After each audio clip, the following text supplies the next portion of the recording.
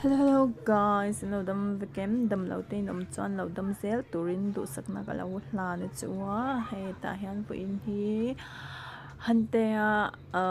school a gifin chen này đó là vangin hay ta hiện thil cái lâu lấy đó na hay tắm khóc mấy chỉ kiếm thế mấy hay bạc môi tắc tắc ông mà hay ta thì hắn mò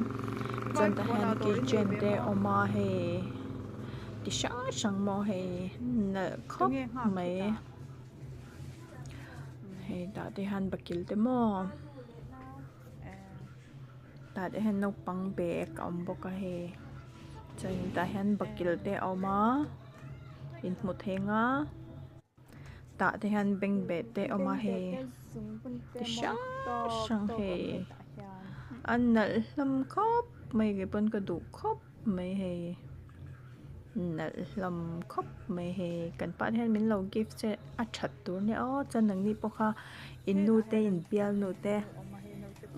lâu ghi vẹn cho dân hết thì này tụi nó hi ở mà hay nấu tập bột trong nhân tổ ra cà phê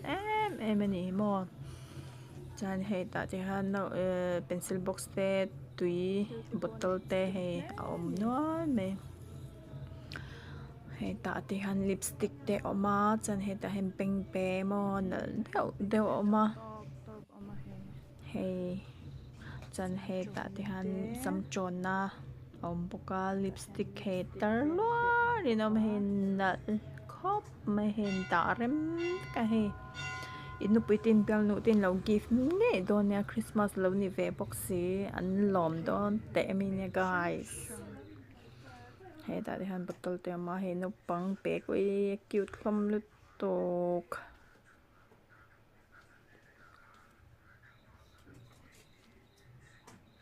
at kim hle ni do ra hen hey